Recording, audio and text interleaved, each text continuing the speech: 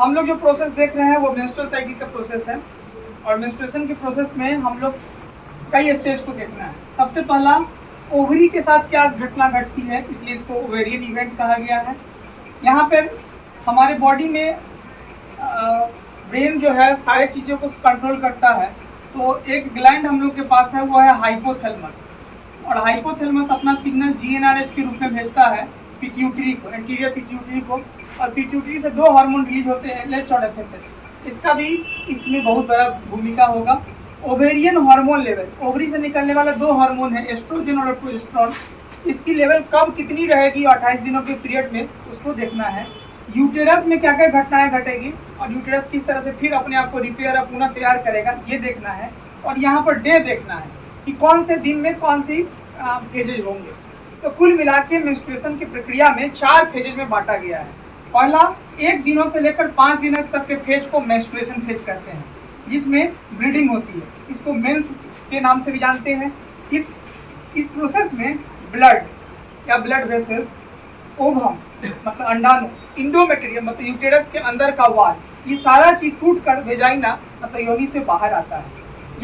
यह घटना किसमें घटती है? यूटेरस के वाल टूटता है, इसलिए यूटेरिन इवेंट बोला गया है, और इसमें ये सारी चीजें बाहर आती है। इस दौरान जब ये जो साइकिल चलती है मेंस्ट्रुएशन साइकिल, वह 1 से 5 दिनों तक है।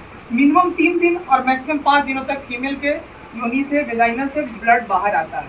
लेकिन 5वां दिन के बाद से लेकर 6ठा दिन से लेकर और 13 दिन तक के फेज को, क्योंकि फिर से नया जो चीजें बना हुआ था वो तो टूट के गिर गया ब्लड के रूप में, लेकिन फिर से इसको नया जनरेट करना है, तो फिर ये नया से जनरेट करने लगता है, और जनरेट करते करते यह डेवलपिंग करके मैच्योर फॉलिकल के रूप में बन जाता है ओवेरियन इवेंट, और यहाँ ओवम आके रिलीज होता है। इस दौरान एफएसएच और एलएच का लेवल शुरू से जब मेंस्ट्रुअल साइकिल होती है तो डाउन अवस्था में रहता है, लेकिन जैसे ही 13 दिन बीतता है, 13 दिन तक तो फॉलिकुलर बनते हैं। फॉलिकल बन गया तो जब फॉलिकल पूरी तरीके से मैच्योर हो जाएगा तो ओवम उसमें से निकल के क्या आ जाएगा, बाहर आ जाएगा, और इस प्रक्रिया को हम लोग ओव्यूलेशन करते हैं। ओव्यूलेशन की प्रक्रिया 14 दिन में भी हो सकती है, 15 दिन में भी हो सकती है, 16 दिन में हो सकती है, क्योंकि ओवम का रिलीज का जो टाइम है वह 24 से 48 घंटे तक का टाइम रहता है। उस दौरान अगर स्पर्म उसके साथ फ्यूज कर गया तो फर्टिलाइज करके जाइगोट बना देगा, अगर नहीं किया तो वो ovarian follicle develop corpus luteum के रूप में डेवलप कर जाएगा, और लास्ट में वह रीजनरेट करके इसमें जितने भी भरे हुए फॉलिकल्स होंगे वो टूट कर फिर उसी तरीके से ब्लड के रूप में बाहर आ जाएगा। इस दौरान एस्ट्रोजन और प्रोजेस्टेरोन का लेवल भी अपग्रेड होगा, इसको हम प्लस से दिखाए हैं, लेकिन एस्ट्रोजन का लेवल ज्यादा अपग्रेड है इसलिए प्लस है। प्रोजेस्टेरोन पे कुछ ज्यादा असर पड़ेगा नहीं, इसलिए यहाँ पर ना प्लस है ना माइनस है। फिर प्रोजेस्टेरोन का लेवल बढ़ेगा कब? तो 14 दिन के फेज को हम लोग ओव्यूलेटरी फेज बोलते हैं, क्योंकि इसी फेज में ओवम बाहर आता है। इसी फेज के दौरान अगर स्पर्म आ गया तो फ्यूज कर लेगा 24 से 48 घंटा के दौरान, अगर नहीं आया तो ऐसे कंडीशन में टाइम और भी एक्सटेंड करेगा। जैसे 15 दिन होगा तो मेंस्ट्रुअल साइकिल का टाइमिंग 19 से बढ़ के 30 हो जाएगा। 16 दिन होगा तो मेंस्ट्रुअल साइकिल का साइकिल बढ़ के 30 से 31 दिन हो जाएगा। तो ल्यूटियल फेज में क्या होगा, यूटेरस में फिर से मोटाई इंडोमेट्रियम की बढ़ने लगेगी, और ये बढ़ती जाएगी कब? 28वां दिन तक बढ़ती चली जाएगी, और जब 28वां दिन आएगा और 28वां दिन के बाद ये जो फॉलिकल्स थे बने हुए, ये पूरी तरीके से भर जाएगा, और भरने के बाद ये फॉलिकल्स फटेंगे और इसमें से ब्लड क्या हो जाएगा, बाहर आ जाएगा। यही प्रोसेस है जिसको हम लोग मेंस्ट्रुअल साइकिल के नाम से जानते हैं, जिसमें इतनी सारी घटनाएं होती हैं, जिसमें 4 फेज मुख्य रूप से हो गया।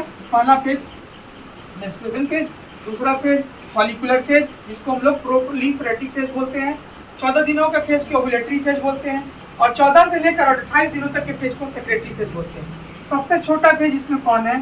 तो ओव्यूलेटरी फेज है, 1 से 2 दिनों तक ही इसका काम हो सकता है। उसके बाद कौन है? तो मेंस्ट्रुअल फेज 1 से 5 दिनों तक का है। 6 से लेकर 13 दिनों तक के फेज को फॉलिकुलर फेज है, जो तीसरा सबसे बड़ा फेज है, और 14 दिनों से लेकर 28 दिनों तक के फेज को ल्यूटियल फेज बोलते हैं, जो सबसे बड़ा फेज होता है। ठीक है, इस दौरान कहेगा कि हार्मोन के लेवल कब सबसे ज्यादा अपग्रेड अवस्था में रहेगा, तो ओव्यूलेटरी फेज के दौरान एलएच का लेवल, एफएसएच का लेवल और एस्ट्रोजन का लेवल अपग्रेड अवस्था में रहेगा। कहेगा प्रोजेस्टेरोन का लेवल कब अपग्रेड अवस्था में रहेगा, तो प्रोजेस्टेरोन का लेवल ल्यूटियल फेज में अपग्रेड अवस्था में रहेगा, बाकी में सब नॉर्मल कंडीशन में चल जाएंगे। ठीक है, यही फेज है मेंस्ट्रुअल साइकिल का। Thank you.